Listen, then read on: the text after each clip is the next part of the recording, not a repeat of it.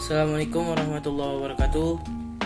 Kami perwakilan daripada kelompok 4 akan mempresentasikan daripada hasil diskusi kami mengenai kerjasama antara Indonesia dengan IMF, International Monetary Fund, yang dimana kelompok 4 beranggotakan 9 orang, yakni saya sendiri Emilan Pratama, Adisa Novelana Putri, Aldino Hantara Sumarna, Alfitria, Ananda Putri, Cindi Novitasari, Desi Rahmawati, Nita Normalia, dan Jalsa Megampo Melina.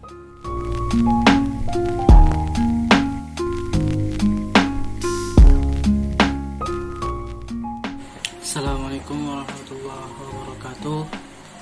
Saya Emilan Pratama, perwakilan daripada kelompok 4, akan menjelaskan tentang latar belakang kerjasama antara Indonesia dengan IMF, International Monetary Fund. Sebelum kita menjelaskan latar belakang terjadinya kerjasama antara Indonesia dengan IMF, ada baiknya kita mengetahui apa itu IMF. IMF adalah sebuah organisasi yang bergerak dalam bidang kerjasama moneter yang mencakup kawasan internasional, yang bertujuan untuk mengamankan stabilitas keuangan, memfasilitasi perdagangan internasional, mempromosikan lapangan kerja yang tinggi, pertumbuhan ekonomi berkelanjutan, dan mengurangi kemiskinan di dunia. IMF sendiri dibentuk pada tahun 1944, tepatnya pada bulan Juli, di acara United Nations Bretton Woods Conference di New Hampshire, Amerika Serikat, yang dimana IMF sendiri terdiri dari 190 negara, yang dimana dipilih dari 190 negara tersebut menjadi 24 pemimpin, yang dimana pemimpin utama pada saat ini bernama Kristalina Georgieva. IMF berkantor di Washington DC, Amerika Serikat, yang dimana dengan jumlah staf sebanyak 2.700 orang, dengan total kuota yang dimiliki sebanyak 687 miliar US dollar Amerika Serikat.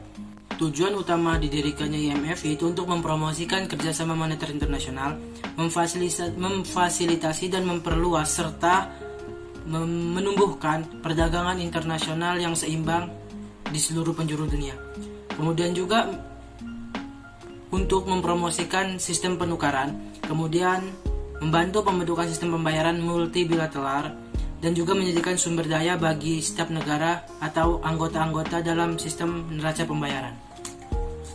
IMF sendiri memberikan bantuan kepada anggotanya dengan cara memberikan pinjaman untuk menstabilkan negara-negara yang terjadi masalah dalam neraca pembayarannya.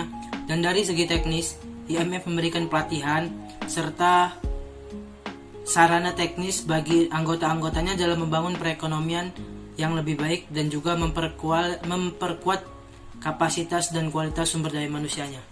Kemudian selanjutnya latar belakang terjadinya kerjasama antara Indonesia dengan IMF.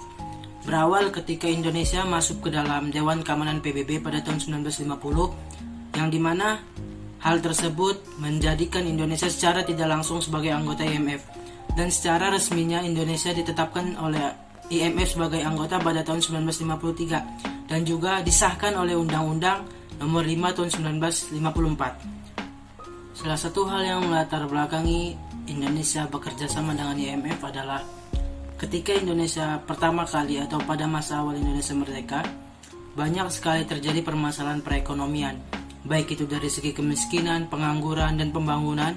Hal itulah yang menjadi salah satu para pemimpin bangsa melakukan kerjasama dalam bidang perekonomian dengan IMF, dengan salah satu tujuan untuk meningkatkan kemampuan perekonomian Indonesia untuk mengentaskan kemiskinan, pembangunan, dan pengangguran dan sebagainya.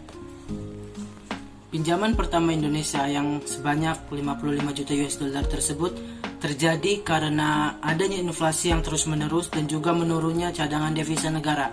Hal itu yang menyebabkan Indonesia meminjam dana daripada IMF pada saat pertama kali Indonesia mendapat pinjaman dari IMF pada tahun 1956. Itulah latar belakang daripada terjadinya kerjasama antara Indonesia dengan IMF, International Monetary Fund. Selanjutnya saya akan menjelaskan tentang tujuan daripada kerjasama antara Indonesia dengan IMF. Sebagaimana yang kita ketahui, tujuan awal berdirinya IMF itu untuk membantu dan memperlancar kerjasama dalam hal keuangan di berbagai bidang, dan juga untuk membantu memperlancar perdagangan internasional, membantu memecahkan permasalahan perekonomian yang ada di negara-negara anggotanya, kemudian juga membantu dan memperbaiki kegiatan perekonomian yang ada di negara anggotanya, dan juga mengusahakan tercapainya stabilitas nilai mata uang yang ada di negara-negara anggota. Sedangkan untuk tujuan kerjasama antara Indonesia dengan IMF sendiri, pada awalnya untuk menstabilkan perekonomian, pembangunan yang ada di Indonesia, dan juga untuk mengentaskan kemiskinan, pengangguran, dan ketidakmerataan yang terjadi di Indonesia pada awal kemerdekaan. Tapi kebelakangan ini tujuan tersebut semakin berkembang, semakin menyesuaikan dengan keadaan kondisi yang ada di Indonesia, yang dimana tujuan awal salah satu tujuan daripada kerjasama tersebut menjadikan IMF sebagai salah satu konsultan dan pembiaya utama dalam kegiatan pembangunan infrastruktur dan kredit konsumsi yang ada di Indonesia. Selain itu juga IMF, tujuan daripada terjadinya kerjasama antara IMF dan Indonesia adalah untuk menyebarluaskan produk-produk yang ada di Indonesia dengan mudah dan juga cepat, sehingga hal tersebut menambah produk domestik regional yang ada di Indonesia, yang dimana hal itu juga berpengaruh pada APBD dan APBN yang ada di Indonesia. Selain itu, IMF juga menjadi salah satu organisasi yang mendorong Indonesia untuk semakin canggih dan melek terhadap teknologi tentang keuangan dan perekonomian pada saat ini.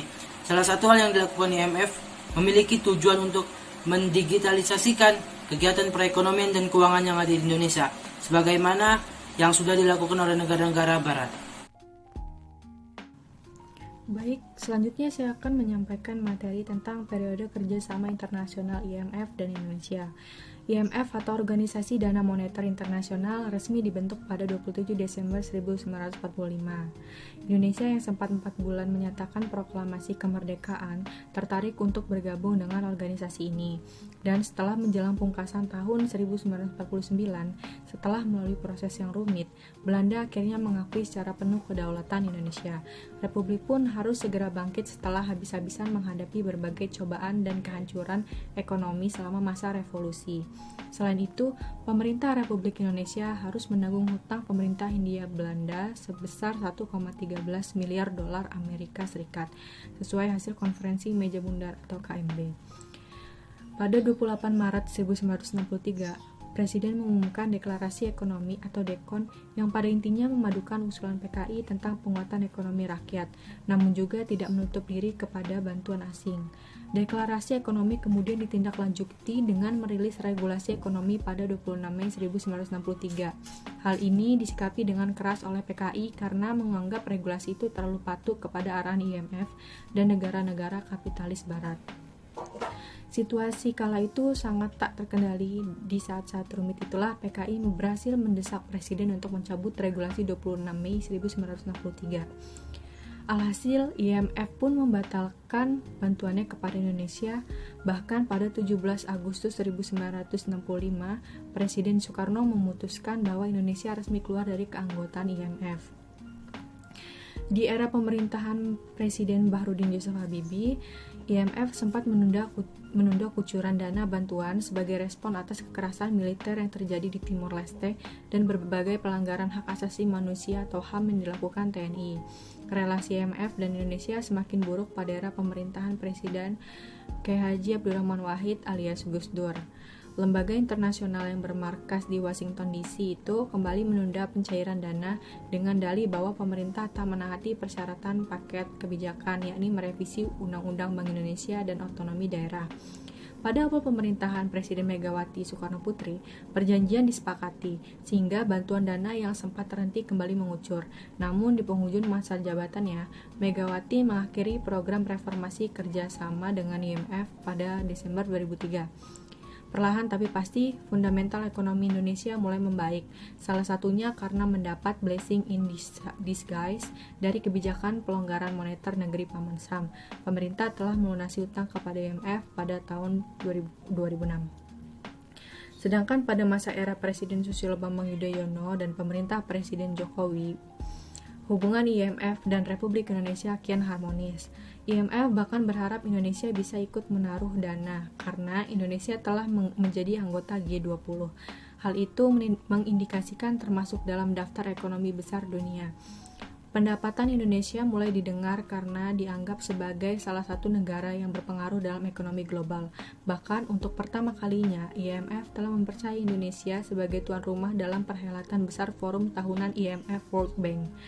Indonesia menjadi negara keempat di Asia Tenggara yang pernah menjadi tuan rumah acara internasional tersebut. Materi selanjutnya yakni dampak positif dan negatif IMF. Nah, dampak positifnya yang pertama, pembangunan lebih terarah. Yang kedua, perkembangan teknologi keuangan lebih baik.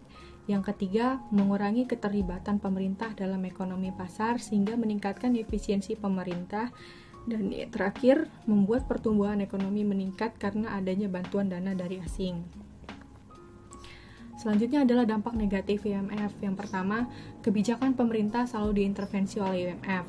Yang kedua, membukakan peluang bagi investor asing untuk memasuki semua sektor dan pengurangan subsidi kebutuhan dasar seperti pendidikan, kesehatan, pangan, dan perumahan, dan menghilangkan subsidi pada listrik, tarif telepon, dan bahan bakar minyak sangat menyengsarakan rakyat karena membuat sepertiga dari seluruh rakyat Indonesia tidak mempunyai akses untuk memperoleh air bersih atau layanan kesehatan atau tidak menamatkan sekolah dasar. Yang ketiga, penerapan rezim kurs mengambang bebas menyulitkan para pembuat kebijakan dalam memprediksi dampak kebijakan-kebijakan fiskal dan moneternya terhadap kurs rupiah, dan selanjutnya pada variabel-variabel ekonomi lainnya seperti inflasi, pertumbuhan ekonomi, tingkat pengangguran, ekspor-impor, dan lain-lain. Yang keempat, penerapan kebijakan moneter ketat yang mematikan sektor real karena sulitnya tersedia dana investasi dengan suku bunga rendah yang berdampak lanjut meningkatkan jumlah pengangguran. Dan yang terakhir, dari dampak negatif IMF adalah kebijakan penerapan fiskal ketat dan liberalisasi perdagangan dan sistem finansial yang termanifestasikan dalam kebijakan-kebijakan seperti pencabutan subsidi, pengenjot pajak, privatisasi, dan penjualan aset-aset perusahaan domestik secara murah, membuat pihak asing semakin menentukan formulasi kebijaksanaan ekonomi dan sosial dan penguasaan devisa pun akan berada di tangan mereka dengan intensitas yang lebih besar. Sekian presentasi dari kami, kurang lebihnya kami mohon maaf. Kepada Allah kami mohon ampun. Wassalamualaikum warahmatullahi wabarakatuh.